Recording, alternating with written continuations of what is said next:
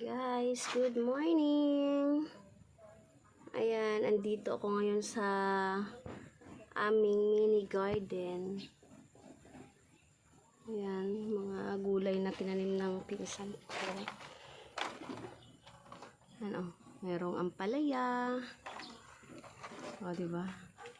Lagyan ng paggapangan. Ayan, ganyan siya, ampalaya. Tapos may mga kamote. Ayan, yung mga talong.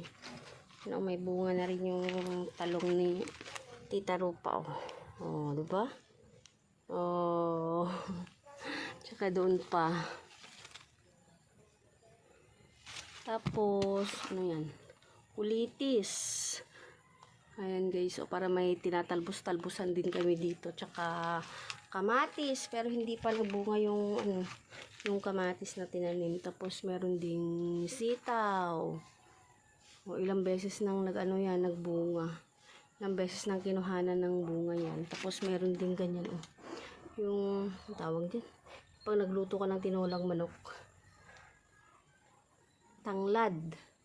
Tapos meron ding malunggay. Ayan Ang tagal lumaki tong malunggay na to kasi yung pagtanim ng pinsan ko dito ay yung buto niya kasi ilang beses na kami nagtanim nung yung kahoy niya hindi tumutubo. Tapos meron ding alugbati. O, di ba? Ano kaya ito? Hindi ko alam kung ano tong itinanim ng pinsan ko dito. Hindi ko alam, patola siguro yan. Yan ang mini garden ng aming Tita Rupa. O, di ba? Tapos meron din palang dito, kalabasa. Para pag lumaki sila, may tatalbusan. Nagsisiksikan lang kasi dito. At maganda kasi yung maganda yung lupa dito. Ay, meron pa palang okra dito. Yan Maraming mga okra. Ipapakita ko yung okra na kondon. Pero matanda na yung okra. Ayan yung mga okra, matanda na yung mga okra dito. Tapos kumuha yung pinsan ko ng ganito niya yung ganito na pwedeng itanim kaso hindi na tumutubo. Hindi ko alam kung kailan na naman kami makatanim ng okra. Diba? Tapos may mga oregano din kami itinanim dito para pambugaw ng mga lamok. Ayan Itong oregano na ito galing to sa lola ng asawa ko. Yung isang paso lang siya na ibinigay tapos dumami siya ng dumami. Guys, magkape tayo guys. Dito ako sa sa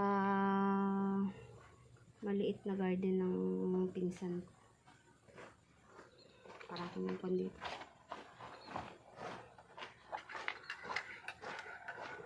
Kape tayo. Kape. Tinapay ako. Diba? Hirap hanap ng lugar na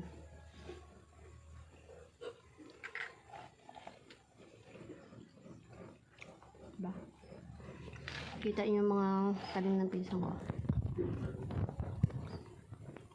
Ako sa tsinelas. Mga kamote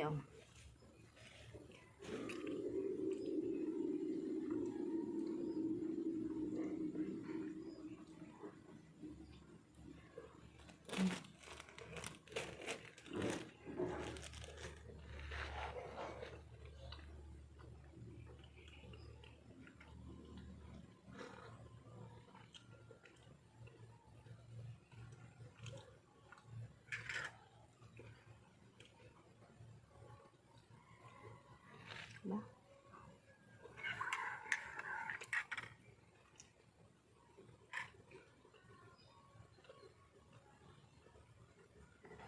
Tumubo na rin pala yung mga mais na tinanim Kulay puti yan. Maganda kasi yung yung lupa dito banda. Madaling tumubo yung mga gulay.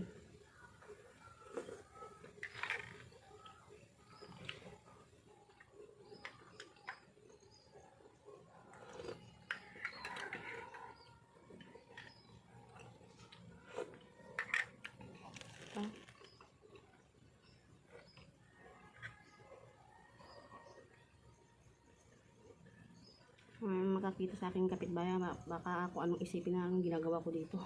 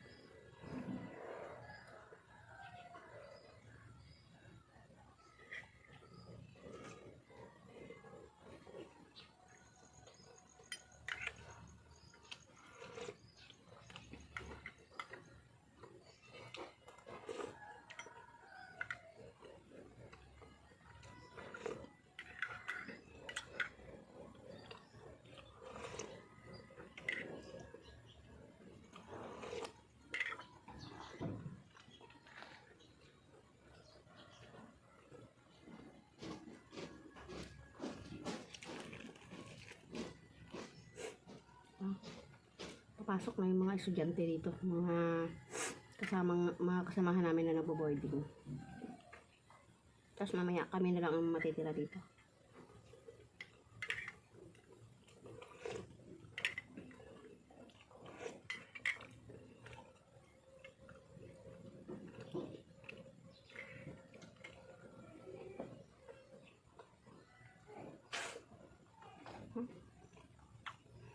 Ganito lang buhay ko araw-araw.